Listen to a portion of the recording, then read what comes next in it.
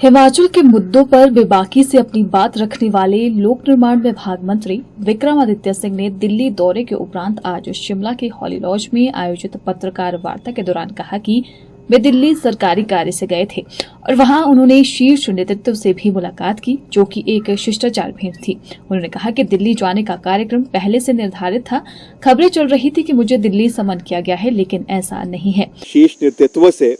दिल्ली में मिलने की बात है। मैं ये भी इस पे बिल्कुल साफ कह देना चाहता हूँ, क्यों मेरा दिल्ली जाने का जो कार्यक्रम था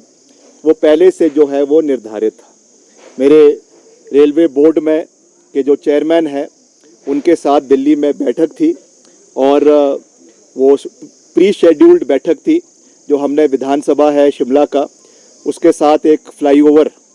PWD द्वारा HPRIDC द्वारा जो है वो बनाया जा रहा है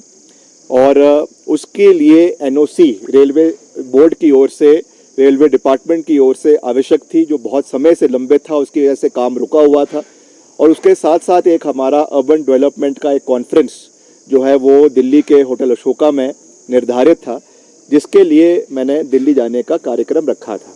तो ये बात मैं इसलिए कह रहा हूँ क्योंकि बहुत से मीडिया चैनल में ये कहा गया कि मुझे जो है वो दिल्ली समन किया गया या दिल्ली बुलाया गया, तो ऐसा नहीं था। मैं दिल्ली अपने प्री शेड्यूल्ड प्रोग्राम की वजह से गया था। And whenever I go to Delhi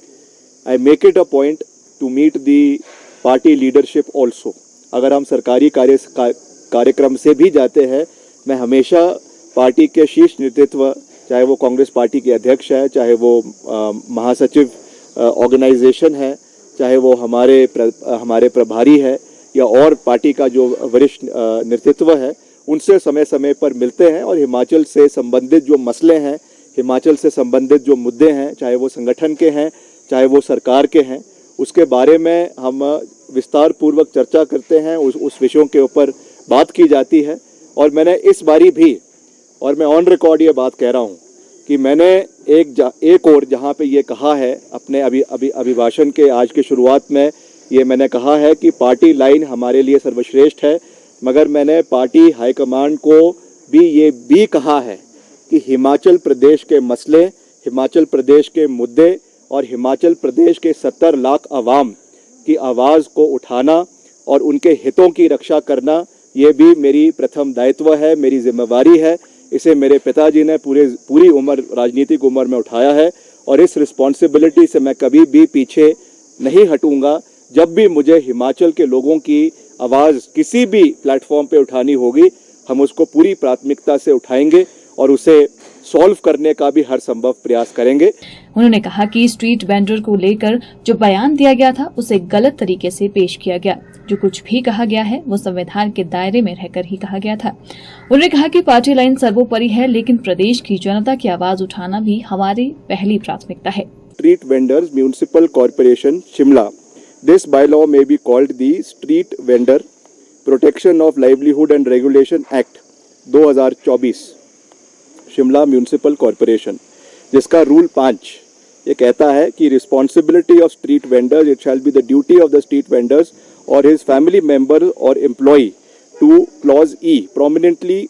जो है आपका रजिस्ट्रेशन होनी चाहिए ID कार्ड की, and certificate of vending at vending place जो है वो करवाया जाए।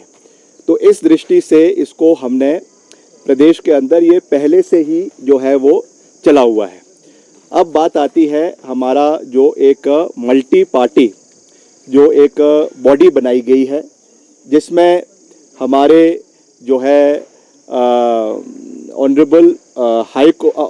स्पीकर ऑफ दी विधानसभा, उन्होंने एक कमेटी बनाई है और उस कमेटी में कांग्रेस पार्टी के विधायकों को भी रखा गया है और भाजपा के विधायकों को भी रखा गया है, कांग्रेस के मंत्रियों को भी रखा गया है। और उसके उपलक्ष्य उसमें ये देखा जाएगा कि जो भी इसमें कंसर्न्स प्रदेश के लोगों के हैं, प्रदेश के वेंडर्स के हैं, प्रदेश में चाहे बाहर के लोगों के हैं, चाहे प्रदेश के अंदर के लोग हैं, सबके लिए कानून बराबर है।